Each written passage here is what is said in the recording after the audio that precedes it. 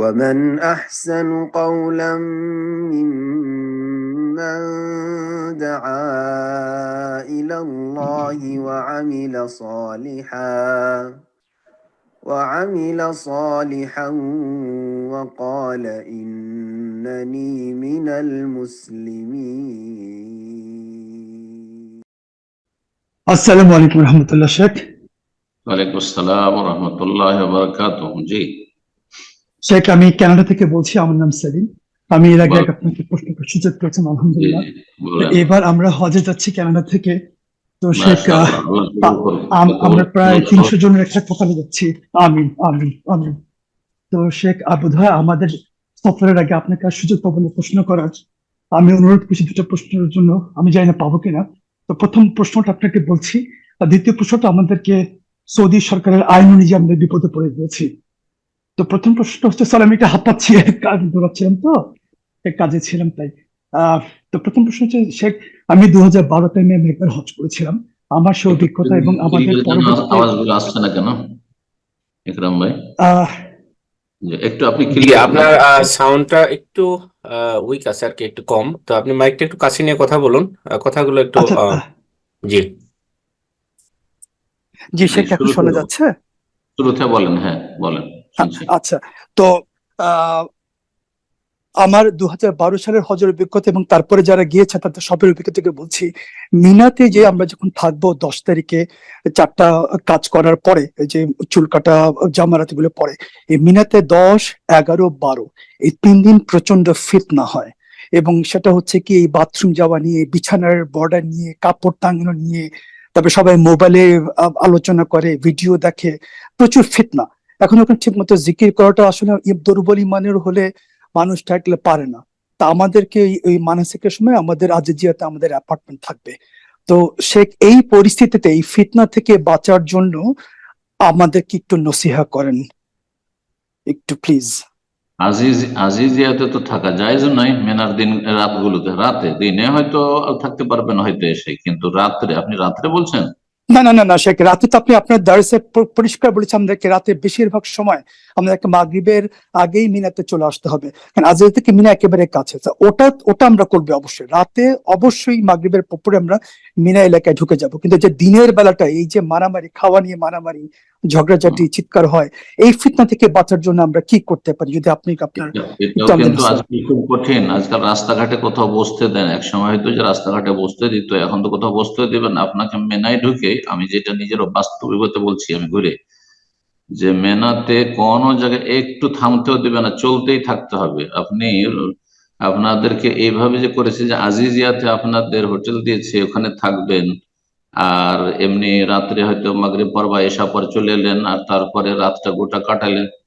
কোন জায়গায় আপনাকে বসতেও দেবে না, একটু দাঁড়াতেও দেবে না, 5 মিনিট যে দাঁড়াবেন, চলতেই হবে।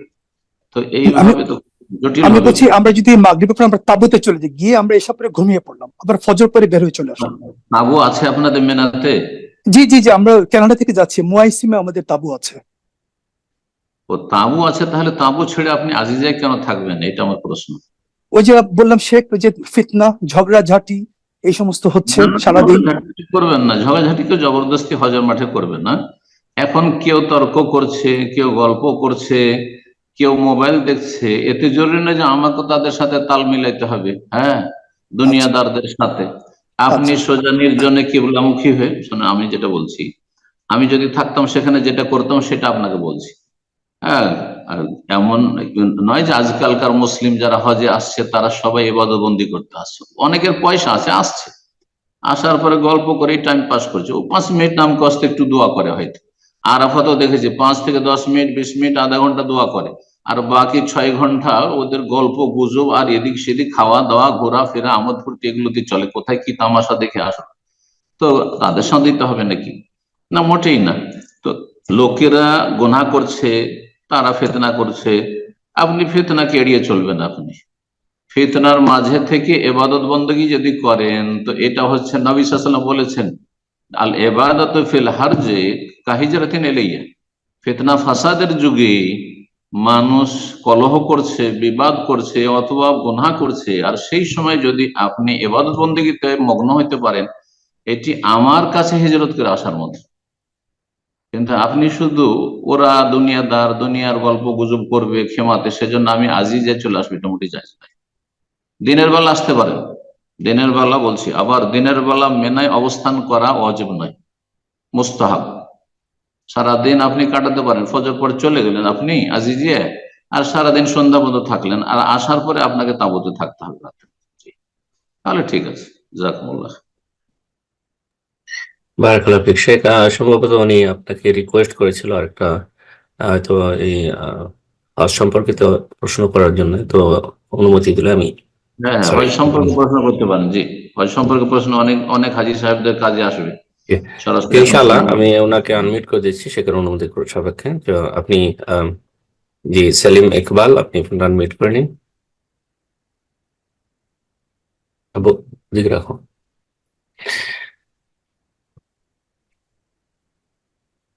শেখ সম্ভবত উনি হয়তো ওনার প্রশ্ন নেই, হয়তো আমার শোনাটা ভুল ছিল, কারণ সাউন্ড অস্পষ্ট ছিল। তো যাই হোক, ইনশাআল্লাহ এই পর্যায়ে প্রশ্ন করবেন। কেয়া, আপনি প্রশ্ন করুন। সালাম আলাইকুম ভাইয়া, আমি জি, ঢাকা থেকে ওয়ালাইকুম বলছি। আসসালাম ওয়া রাহমাতুল্লাহ। জি, আমি ঢাকা থেকে বলছি। বলেন বলেন। জি ভাইয়া, ওই যে আপনার সাথে তো আমার অনেকবার কথা হয়েছে, আর আমি তার আগে আল্লাহর কাছে হাজার শুকরিয়া যে আপনার আলোচনা শুনে দার্স শুনে আমার অনেক উপকার হয়েছে। আর আগেও এবং এখন আমি প্রতিদিন আমি শুনি, আর আপনার জন্য অনেক দোয়া করি।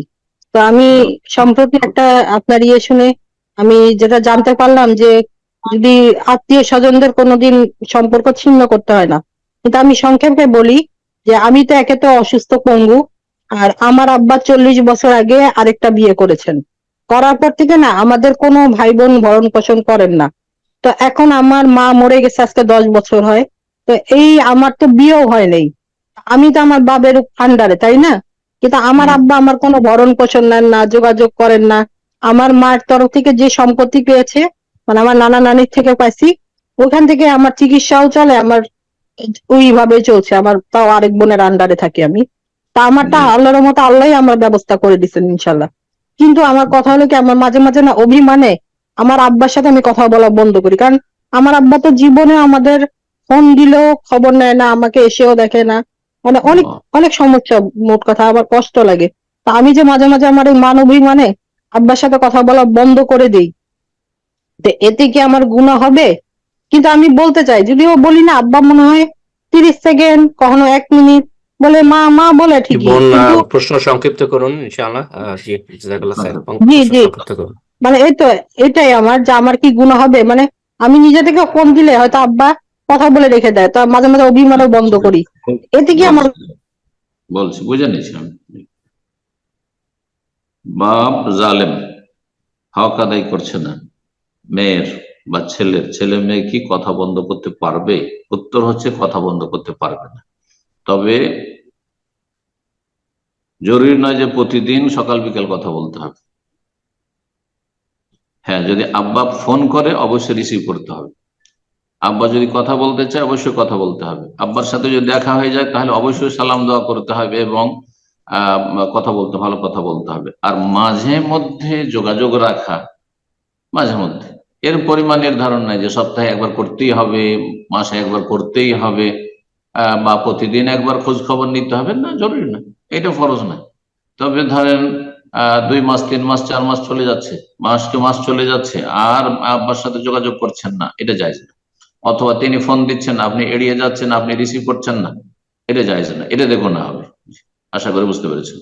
এই জন্য মাঝে মধ্যে, একটু কম হইলেও মাঝে মধ্যে, যেহেতু তিনি জালেম, তিনি হক আদায় করছেন না, সেই জন্য যদি তিনি ভালো মানুষ হইতেন তার সাথে প্রতিদিন যোগাযোগ রাখতাম। এখন প্রতিদিন রাখেন, সপ্তাহে একদিন রাখি, মাসে একদিন রাখি, এটা জায়েজ আছে, এতটা করতে পারেন।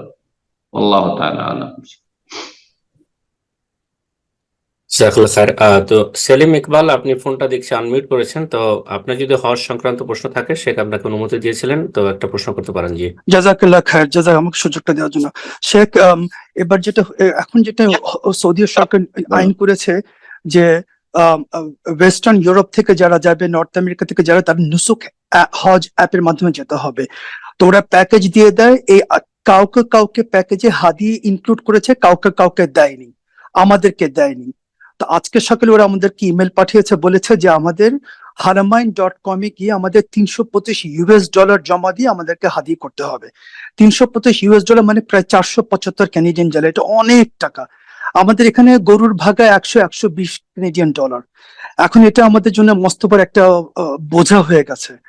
তো শেখ আমাকে আমাদের যারা আগে গিয়েছে হজে বললো যে আজিজিয়াতে ওখানে অনেক বাংলাদেশি থাকে, গরিব থাকে, ওরা অনেক ভালো, তোমরা ইচ্ছা করলে ওদেরকে বললে ওরাই লোকাল বাজার থেকে তোমাদের জন্য ছাগল কিনে ওরা কোরবানি করে দিবে, তোমরা ওরা রান্নাও করে দেবে, তোমরা খেতেও পারো, অনেক বিশ্বাসে আছে, তোমরা ইচ্ছা করে নিজের হাতে তোমরা কোরবানিও করতে জবাইও করতে পারবা। তো সে এরকম একটা বিপদে যদি না হয় তাহলে তো আমাদের ওই $475 দিয়ে আমাদেরকে হাদি করতেই হবে, এটা আমাদের উপায় নেই। আমি আমার স্ত্রী যাব, আমাদের প্রায় $900-950 লেগে যাবে শুধু হাদির পিছনে।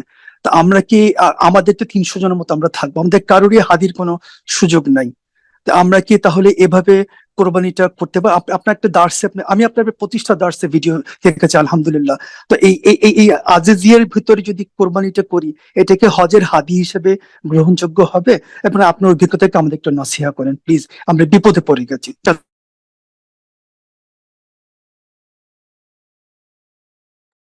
জাজাকাল্লাহ খায়ের শেখ। শেখ আছেন না? সুবহানাল্লাহ। জি, আসসালামু আলাইকুম শেখ। আপনার ফোনটা, আপনার মাইক্রোফোন এবং ভিডিওটা বন্ধ করা আছে এই মুহূর্তে। আমাকে শুনতে পাচ্ছেন শেখ?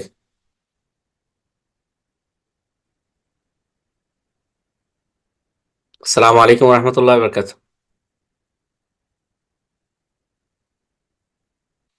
সম্মানিত দিনী ভাই এবং বোনেরা, আমরা একটু অপেক্ষা করি।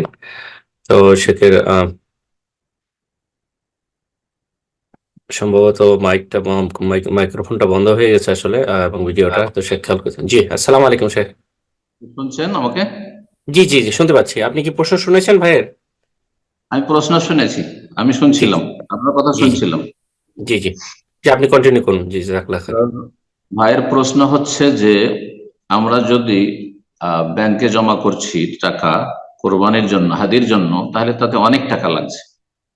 দেখেন, ব্যাংকে জমা করা কোনো সুন্নতি কাজ নয়, কোনো আবশ্যক নয়। সরকারের মাধ্যমে কোরবানি করতে হবে এটাও শরীয়তে কোনো আবশ্যক নাই, এটা জায়েজ, সুন্নত না মুস্তাহাব না, জায়েজ। জি। তো এর চাইতে ভালো এটা হচ্ছে উকিল বানানো, যে আমি সরাসরি পারছি না কোরবানি করতে, সেজন্য সরকারকে বা অথবা তাদের যে ব্যাংক আছে আল রাজিকে, তাকে দিয়ে দিচ্ছেন, আপনি ডিপোজিট করছেন যে আপনারা আমাদের পক্ষ থেকে কোরবানি করে নেন। এটা জায়েজ, শুধু এটাও সুন্নত নয় আর এটাও কোনো ওয়াজিব নয়। তাহলে আসল হচ্ছে যে নিজের কোরবানি নিজে, সে বাড়ির কোরবানি হোক আর হজের কোরবানি হাদি হোক, নিজ হাতে কোরবানি করা বেশি উত্তম। মেনায় যদি কোরবানি সরাসরি গিয়ে আপনি ময়সেমে কোরবানির জায়গায় যান, তাহলে সেখানে গেলেও নিজে কোরবানি করা যায় না। তারপরে কোরবানি সেখানে আপনি নিজে দেখতে পারবেন যে আমার কোরবানি হলো, আর তারপরে কোরবানি গোশত চাইলে দেবে। এটা বর্তমান যেটা অবস্থা এখন আর কি। কারণ এতে অনেক পয়সা লেগে যাচ্ছে যদি আপনি টাকা জমা করছেন তাহলে। সেই জন্য আপনারা আজিজিয়াতে কোরবানি করতে চাইছেন বাংলা ভাষীদের মাধ্যমে, আর তারা কোরবানি করবে, আর কোরবানি করে আপনাদেরকে গোশত খাওয়াবে। এই ক্ষেত্রে বলবো যে শরীয়তের মাসলা শোনেন, যে মেনায় কোরবানি হাজী সাহেবদের হওয়া হচ্ছে উত্তম। যদি মেনায় কোরবানি করে এটি সুন্নাত, মুস্তাহাব, উত্তম, ওয়াজিব নয়। ওয়াজিব কি? হাজী সাহেবের কোরবানি হুদুদে হারাম, হারামের ভিতরে হইতে হবে, অর্থাৎ হারামের বর্ডার যতদূর পর্যন্ত আছে। আর আজিজিয়া হারামের ভিতরে, শুধু আজিজিয়া কোরবানি চলবে। তানঈমের বাইরে, মসজিদ আয়েশা রাদিয়াল্লাহু তাআলা আনহা যে মসজিদ, তার বাইরে যখন হারামের বাইরে চলে গেলেন কোরবানি চলবে না। জেদ্দার দিকে যখন হুদুদ হারাম বেরিয়ে গেলেন, তখনও সেখানে কোরবানি চলবে না। দেখতে হবে যে আপনি যেখানে কোরবানি করছেন সেই জায়গাটি হারামের ভিতরে কিনা। যদি হয়তো জায়েজ। মক্কার অফেজাজ ও মক্কাতা কুল্লুহা মানহারুন, নবী সাল্লাল্লাহু আলাইহি ওয়াসাল্লাম মক্কার অলি গলি সবগুলি কুরবানির স্থান। আমি কয়েক বছর আমার একজন মদিনা ইউনিভার্সিটির সহপাঠী ছিলেন, তার সাথে, আর তারা মক্কায় থাকে পরিবার নিয়ে এসে অনেকদিন আগে থেকে, প্রায় 40 বছর আগে থেকে তাদের সাথে পাহাড়ে কোরবানি করেছি। আর জিয়াদের পাহাড়গুলি তাদের বাড়ির পাশে, কোরবানি করেছি তার সাথে, কোরবানি কিনে নিয়ে এসেছি, আর কিনে নিয়ে এসে আর কোরবানি জবাই করেছি, আর তারপরে তাদেরকে দিয়ে দিয়েছি, তারা আমাদের খাওয়িয়েছে, কোনো অসুবিধা নেই। সুতরাং আজিজিয়াতে কোরবানি করতে পারবেন। তবে একটি কথা বলবো এখানে সতর্কতা বা সাবধান করার জন্য, সেটা হচ্ছে যে কাউকে অন্ধবিশ্বাস করবে না, কারণ এখানে অনেকে আছে যারা বেঈমান, আত্মসাৎকারী, হারাম খায়। তারা কোরবানি আপনাদের করে দেবো, দেন একবারে সস্তা চিপ রেটে 200 রিয়ালে 300 রিয়ালে করে দেবো, আর তারপরে কোরবানির হয়তো কোরবানি নিল 100 জন হাজির, 25-50টা জবাই করলো, বাকিটা খেয়ে ফেললো। ও লোক করছে মক্কায়। এইরকম অসৎ লোক অনেক আছে, যার ফলে অন্ধবিশ্বাস করবেন না। করবেন কি, যে ঠিক আছে আমরা কোরবানি করব, আমাদের কেউ 1-2 জন প্রতিনিধি তোমাদের সাথে কোরবানি কিনতে যাবে আর কোরবানি নিয়ে আসবে, আর কোরবানি জবাইয়ের সময় থাকবে, আর তারপরে কোরবানি জবাই হলো। আর যদি সেখান থেকে আপনারা খেতে পান কিছু, তো আলহামদুলিল্লাহ উত্তম। আর না হলে অন্তত দেখলেন যে আমরা 100টি কোরবানি দিয়েছি, 100টি পশু কেনা হয়েছে আমাদের চোখের সামনে, তা জবাই করা হয়েছে। জাযাকুমুল্লাহ খায়র। এটা অবশ্যই করবেন, তাদেরকে একেবারে ছেড়ে দেবেন না। জি, কোনো অসুবিধা নেই, আজিজে কোরবানি করতে পারবেন। বারাকাল্লাহ ফিক। আমি জাযাকাল্লাহ খাইর শেখ। এ পর্যায়ে প্রশ্ন করবেন মোহাম্মদ আব্দুল্লাহ বিন আব্দুল হাকিম, আপনি প্রশ্ন করুন। আসসালামু আলাইকুম প্রিয় উস্তাদ। ওয়ালাইকুম আসসালাম ওয়া রাহমাতুল্লাহি ওয়া বারাকাতুহু। জি, আমি মুর্শিদাবাদের বাসিন্দা, বর্তমান কেরালা থেকে বলছি। বলেন। স্যার, আমার প্রশ্নটি হচ্ছে যে ইমাম আবু হানিফা কি আহলুস সুন্নাত ওয়াল জামাতের আকীদার ইমাম ছিলেন? কিছু কিছু আলেম ওলামা বলছেন যে উনি আহলুর রায় ছিলেন। তো এই মতামত নিয়ে কিছু বলবেন, এবং ইমাম আবু হানিফা রাহমাতুল্লাহ কি কোরআনকে মাখলুক বলেছেন, এই বিষয়টা নিয়ে একটু কনফার্ম করবেন। তারিখে বাগদাদে একটা নামে কিতাব আছে, ওই কিতাবটাতে কিছু পূর্বের ইমামগণ উল্লেখ করেছেন। তো এই বিষয়টা একটু ক্লিয়ার করলে যারা অনেক উপকৃত হবে। ইমাম আবু হানিফা রাহিমাহুল্লাহ আহলে সুন্নাত ওয়াল জামাতের ইমাম ছিলেন, এটাই সঠিক কথা। তবে তিনি ভুলের ঊর্ধ্বে ছিলেন না, ভুলের ঊর্ধ্বে তিনি ছিলেন না। তবে তার যে ভুলগুলি, সেগুলি প্রায় ফিকহি মাসাইলের ক্ষেত্রে। আহলুর রায় হওয়া মানে আহলে সুন্নাত থেকে বেরিয়ে যাওয়া নয়। আহলুর রায় মানে আকিদা মানহাজ আহলে সুন্নাত, কিন্তু তিনি ফিকহি মাসলা মাসাইলে হাদিস চর্চার চাইতে যুক্তিকে বেশি প্রাধান্য দিয়েছেন। হাদিসের জ্ঞান অর্জনের জন্য তার সফর খুব কম, অন্যান্য মুহাদ্দিসিনদের মতো নয়। তো এইটুকু শুধু তার ত্রুটি। বাকি কথা হলো যে তার আকীদার সমস্যা ছিল, তিনি কোরআনকে মাখলুক বলেছেন যে কথাগুলি, সেগুলি অতি বাড়াবাড়ি তার সম্পর্কে বা অবিচার করা। তারিখে বাগদাদে যেই কথাগুলি তার সম্পর্কে রয়েছে সেগুলি 3 রকমের রয়েছে। বিভিন্ন উক্তিগুলি তারিখে বাগদাদে নকল করা হয়েছে। তার মধ্যে কিছু কিছু উক্তি রয়েছে যেগুলি আকীদা তো বড় ধরনের ত্রুটি ছিল বলা হয়েছে, কিছুতে আছে যে না তার আকীদাই ছিল না, কিন্তু তার স্মৃতিশক্তি আর হাদিস সংরক্ষণের ক্ষেত্রে, হাদিস চর্চার ক্ষেত্রে ত্রুটি ছিল, ইত্যাদি এসব। আর কিছু আছে যারা অন্ধ ভক্তি প্রকাশ করেছে। এই 3 রকমের উক্তি বিভিন্ন কিতাবাদি পড়লে পাওয়া যায়। সুতরাং তার মধ্যে আমরা মধ্যম পন্থা অবলম্বন করব।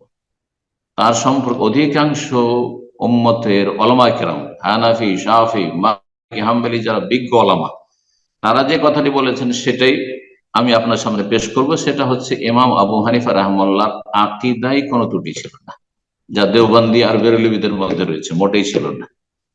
কিন্তু তার ফিকহি মাসলা মাসাইলে বহু হাদিসের বিরোধিতা হয়েছে তার।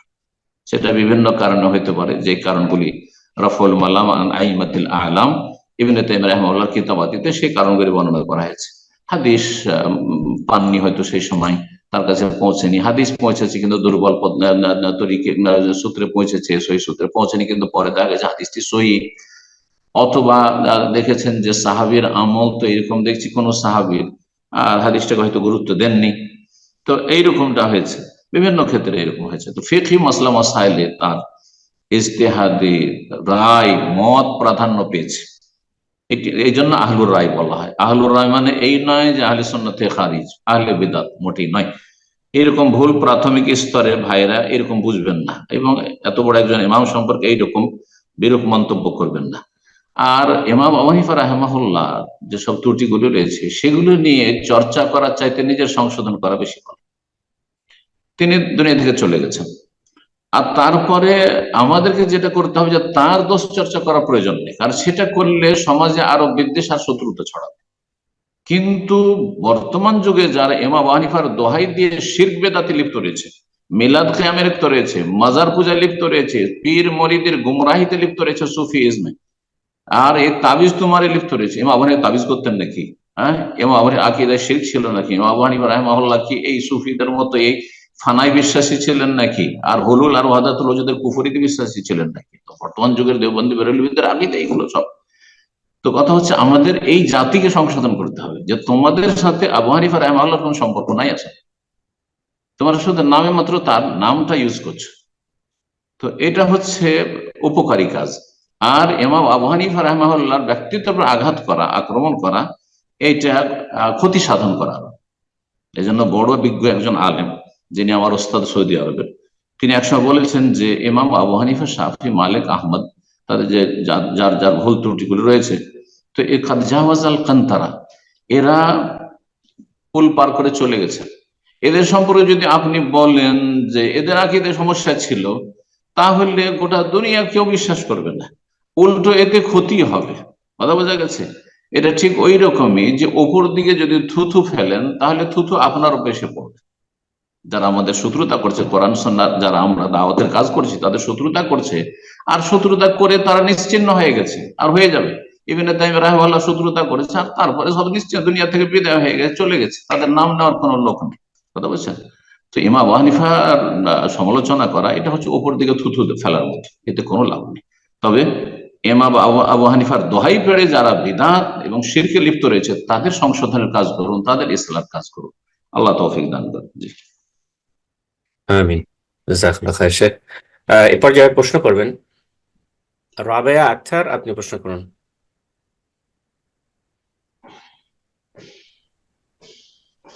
আসসালামু আলাইকুম। ওয়ালাইকুম আসসালাম ওয়া রাহমাতুল্লাহি ওয়া বারাকাতুহু। জি, জি, সম্মানিত শাহেখ, আমি ঢাকা উত্তরা থেকে বলতেছি। ভালো আছেন? জি, আলহামদুলিল্লাহ, বলেন। আহ, শাহেখ, আমি আমার ছেলের লেখাপড়ার ব্যাপারে একটু প্রশ্নটা আমার আমার ছেলে হলো 7.5 বছর। তো জি, ওকে এখন মাদ্রাসায় দিছি। আহ সহিহ কোন আকীদার মাদ্রাসায় দিতে পারি নাই। কোন আহ, মাদ্রাসায়, কোন মাদ্রাসায় দিলেন? দিছি স্যার, তানজিমুল উম্মাতে দিছি আর কি, উত্তরাতে তানজিমুল উম্মাতে দিছি, কাছে আছে। কোরআন 7.5 বছর আর কি। মুখস্থ করার হ্যাঁ জন্য দিয়েছেন না ক্লাসে পড়ার জন্য দিয়েছেন? স্যার, এখন আমপাড়া পড়ে আর কি। তোরে হিপসে দিলে তখন ইচ্ছা হচ্ছে মানে শুধু হিপস করবে আর কি। ও আচ্ছা আচ্ছা, ঠিক আছে, হেফজ হেফজ পড়ালে ঠিক আছে। হ্যাঁ, হেফজ পড়া, এখন আমার প্রশ্নটা হচ্ছে যে আমরা যে মানে ওকে মদিনা ভার্সিটিতে বড় হলে মানে পড়ানোর ইচ্ছা আর কি।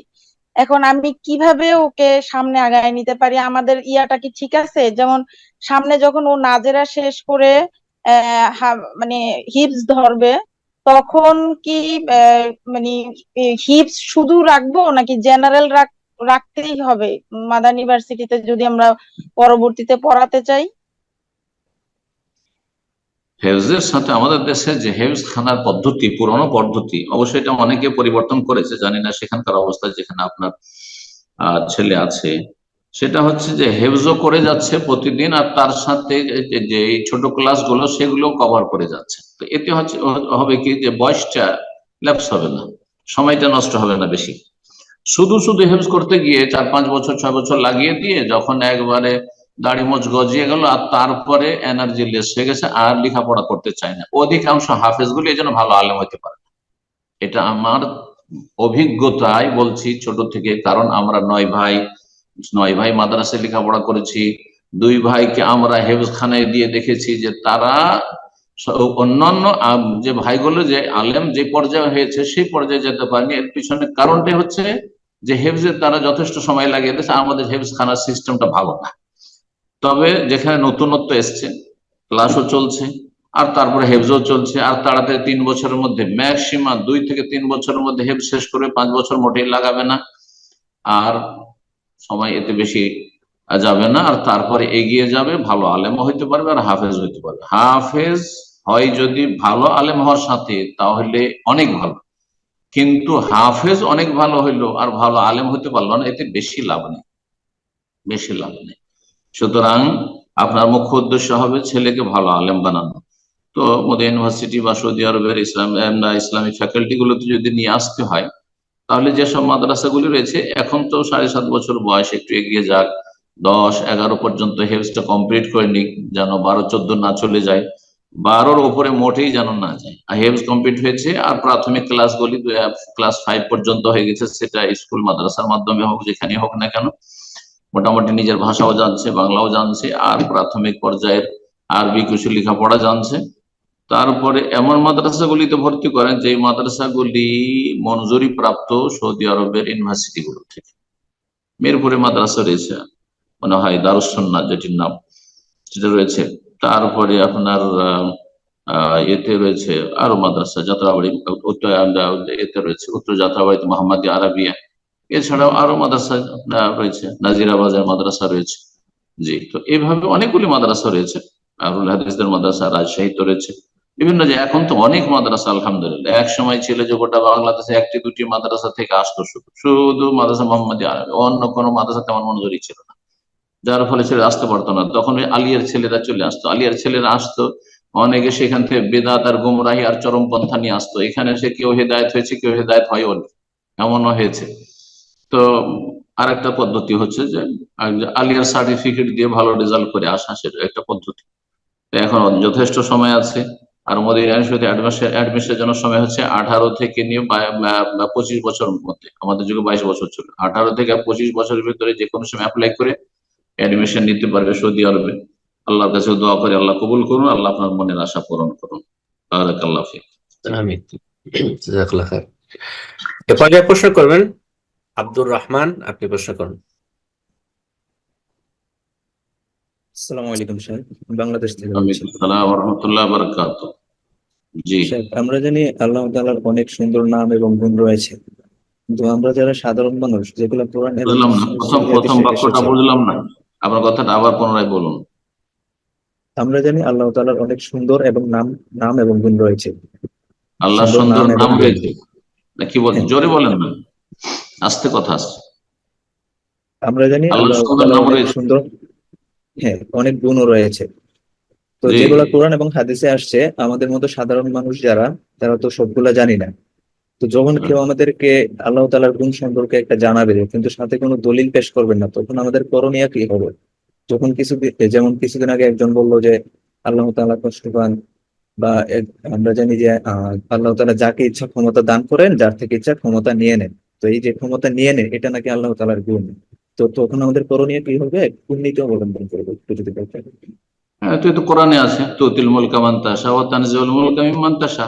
রাজত্ব তুমি কাউকে দিয়ে থাকো হে আল্লাহ, আর কারো কাছ থেকে তুমি ছিনিয়ে নিয়ে থাকো। অত দিল্ল মান তাশা, কাউকে তুমি লাঞ্ছিত অপদস্থ করো। অত ইজ্জ মান তাশা, কাউকে তুমি ইজ্জত দিয়ে থাকো।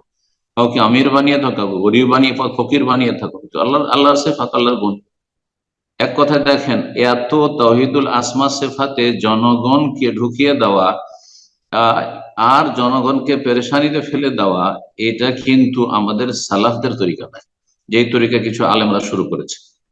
এটা শেখ শাফিউর রহমান মোবারকপুরি বলতেন যে জনগণ, আর এটা ভালো কোশ্চেন, বড় বড় সৌদি আরবের আলেমরা বলছেন, জনগণ আলাল ফিতরা, প্রাকৃতিক ইসলামের ওপর, ফিতরাতুল ইসলামের ওপর যদি থাকে, যে আমি ইসলামে যা প্রমাণিত, কোরআনে বা হাদিসে যা প্রমাণিত আল্লাহ সম্পর্কে, আল্লাহর দিন সম্পর্কে, রসুল সব মানি, অস্বীকার করি না, বাস মুসলিম সে।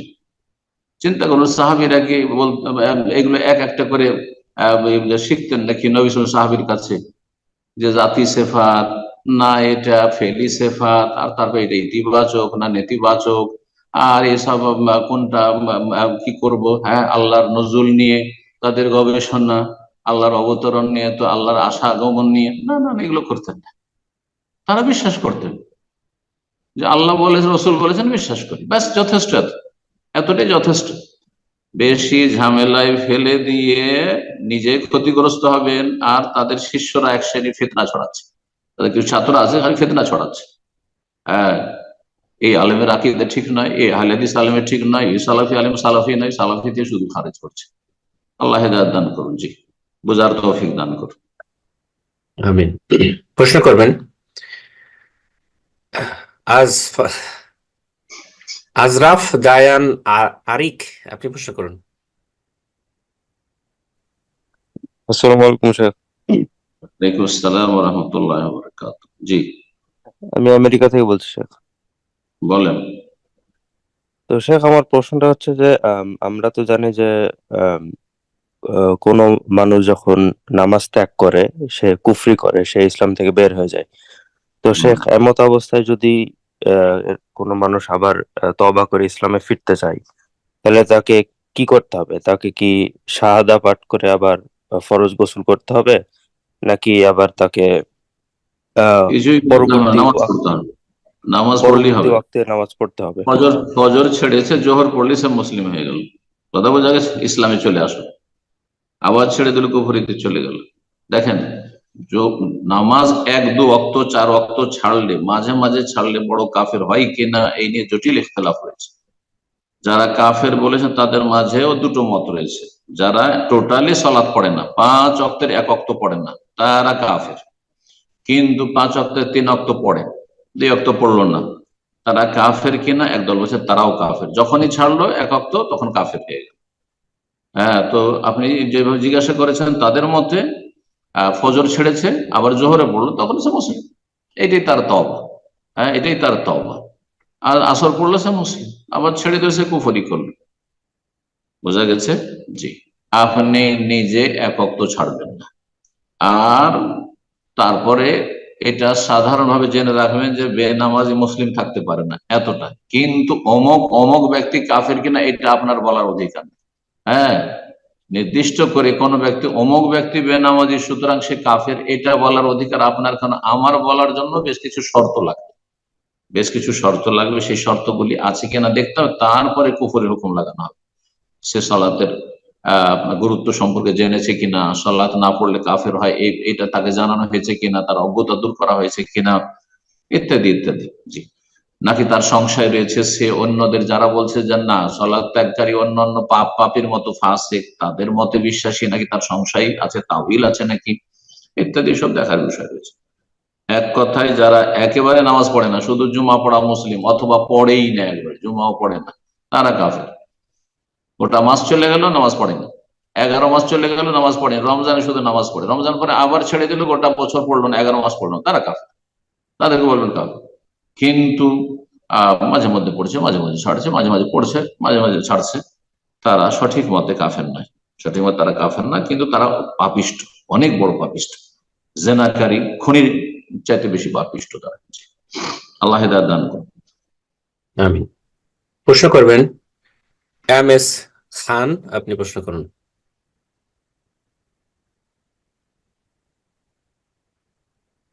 MS খান, ফোনটা আনমিউট করে নিন, প্রশ্ন করুন।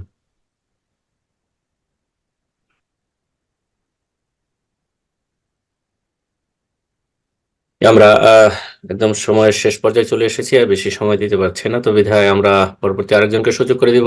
প্রশ্ন করবেন নাজমুল হক, আপনি প্রশ্ন করুন। আসসালামু আলাইকুম স্যার। ওয়ালাইকুম আসসালাম ওয়া রাহমাতুল্লাহি ওয়া বারাকাতুহু। জি, ঢাকা গাজীপুর থেকে বলছিলাম। বলেন।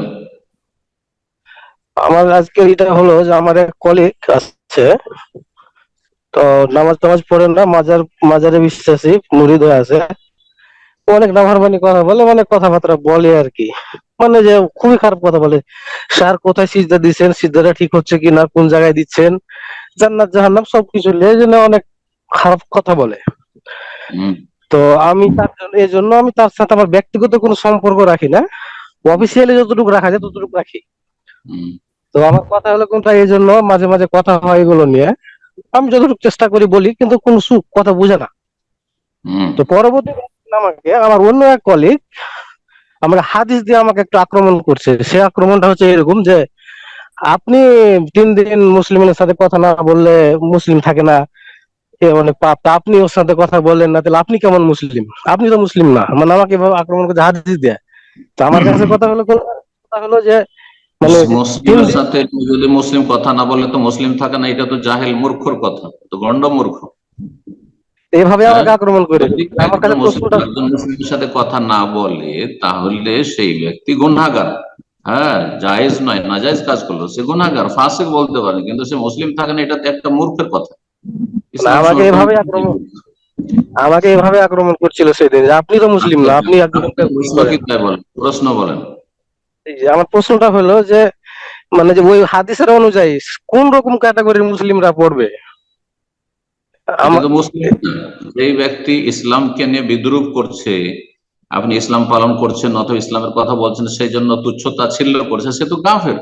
ইস্তেহজা বিদ্দিন, দিনকে নিয়ে, দিনদারকে নিয়ে, ইবাদত নিয়ে, নামাজ নিয়ে ঠাট্টা উপহাস করা, এটা বড় কুফরি, ইমান ভঙ্গকারী। তারপরে সে এত নামাজ পড়েন না, সে কাফের। তাহলে কয়েক কুফরি তার মধ্যে বিদ্যমান, সে কিসের মুসলিম? তার সাথে কথা বলার আছে। তবে অফিসিয়াল ক্ষেত্রে, দুনিয়ার ক্ষেত্রে, ব্যবসা বাণিজ্যের ক্ষেত্রে আমরা মুসলিমের সাথে সম্পর্ক রাখছি, ওই রকম সম্পর্ক, ভালোবাসার অন্তরের সম্পর্ক জায়েজ নয়। ইমানি ভাতৃত্ব তার সাথে নেই। কোন মোরতাদ বেনামাজি ব্যক্তির সাথে টোটালি নামাজ পড়ে না অথবা ইসলামকে নিয়ে তুচ্ছতাচ্ছিল্য করে, সেই ব্যক্তি বা মোরতাদ, তার সাথে অন্তরের ভালোবাসা হারাম। তার সাথে খাওয়া দাওয়া আর আমোদ ফুর্তি, তাকে ডাকা নিজের বাড়িতে, এসব হারাম, আন্তরিকতা হারাম। জি, তার সাথে কথা বলার ক্ষেত্রে আমার প্রয়োজন হলে কথা বলবো, না হলে বলবো না। কলিগ হিসাবে যখন অফিস টাইমে থাকবেন তখন কথা বলে নেবেন, তার অনিষ্ট থেকে বাঁচার জন্য এবং কাজকর্মের জন্য।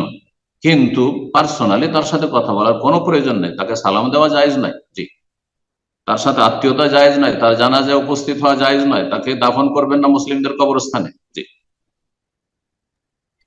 জাজাকাল্লাহ খায়ের।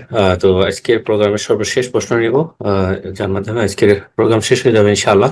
আর যারা অনেকেই হ্যান্ড রেজ করেছিলেন, আজকে প্রশ্ন করতে সুযোগ পেলেন না, ইনশাআল্লাহ আগামী সপ্তাহে প্রোগ্রামের শুরুতে, which is new York time, সকাল 9টায় আমাদের জুম অ্যাপ ওপেন করা হয়। আপনার শুরুতে এসে হ্যান্ড রেজ করবেন, ইনশাআল্লাহ আমরা আগামী সপ্তাহে আপনাদের প্রশ্নগুলো নেওয়ার চেষ্টা করব। শেষ প্রশ্ন করবেন শফিকুল ইসলাম, আপনি প্রশ্ন করুন।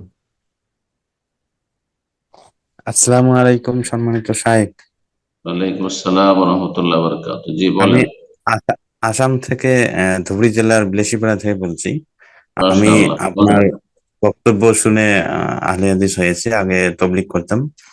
তো আলহামদুলিল্লাহ, আল্লাহ কবুল করুন, আল্লাহ কবুল করুন, সিরাতে মুস্তাকিম সরল দোয়া পথে করবেন, রাখুন। দোয়া করবেন। আমার এখান থেকে মসজিদে বের করে দিয়েছিল, তাদের জমিতে আমাকে উঠতে দেয় নাই, এরকম আল্লাহ বহুত সমস্যা হয়েছিল। তাদের অনিষ্ট থেকে আল্লাহ রক্ষা করুক। তো আমার প্রশ্ন হচ্ছে, আমরা যে গাড়ির ইন্স্যুরেন্স করি, আমার এই যে 2 চাকা গাড়ি বা 4 চাকা গাড়ির ইন্স্যুরেন্স করিয়ে দেই মানুষের, তো এটা কি, এই ব্যবসাটা কি সুদের মধ্যে পড়ে? এটা কি জায়েজ হবে কিনা একটু বলবেন। ইন্স্যুরেন্স, অধিকাংশ ওলামারা বলছেন যে যদি কোঅপারেটিভ ইন্স্যুরেন্স না হয়, মানুষের সহযোগিতার জন্য যেমন ইন্স্যুরেন্স, সেটা জায়েজ শুধু। আর এমনি যেটা বিজনেস ইন্স্যুরেন্স, সেটা জায়েজ নয় অধিকাংশ ওলামাদের নিকট। এটা এক ধরনের জুয়া। তো এই ক্ষেত্রে আপনি কোন ইন্স্যুরেন্স কোম্পানি চালাচ্ছেন, ব্যবসা করছেন, তার সাথে লেনদেন করছেন, তাতে জব করছেন, স্টাফের, এটা এগুলো জায়েজ।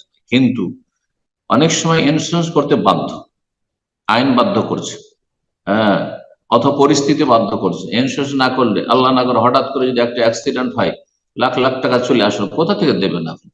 কত ফকির হয়ে যাবেন আপনি, বা আপনাকে বন্দি করে দেবে। জি, সৌদি আরবে একসময় ইন্স্যুরেন্স ছিল না, তখন বিদেশিরা একটা যদি অ্যাক্সিডেন্ট করে দেয় আর রং সে করে, ভুল সে করেছে, তাহলে তাকে কাস্টডিতে ভরে দেবে। বেচারা রুজি রোজগার থেকে বঞ্চিত, তার ছেলে মেয়ে আছে, পরিবার আছে, এইরকম পরিস্থিতিতে তারপরে ইন্স্যুরেন্স আসলে একসময়। ইন্স্যুরেন্স জায়েজ নয় কোন জায়গায়, কিন্তু কথা হচ্ছে যে যদি দেখা যায় যে এরকম পরিস্থিতি, ইন্স্যুরেন্স না করলে আমার বড় ধরনের ক্ষতি হয়ে যাবে, তাহলে এরকম পরিস্থিতি হলে জনসাধারণের জন্য জায়েজ। কিন্তু এমনি শখ করে ইন্স্যুরেন্স জায়েজ নয়। যেমন লাইফ ইন্স্যুরেন্স, এটা জায়েজ নয়, লাইফ ইন্স্যুরেন্স জায়েজ নয়। কিন্তু আমার গাড়ির রাস্তাঘাটে চলছে, যে কোনো সময় দুর্ঘটনার আর শিকার হতে পারে, আর আমি যদি ভুল করে দিই, অন্যের যেমন ভুল হতো আমারও ভুল হতে পারে, তাহলে তো আমি বড় ক্ষয়ক্ষতিতে পড়ে যাবো। সুতরাং গাড়ির ইন্স্যুরেন্স অনেক ওলামাদের কাছে জায়েজ।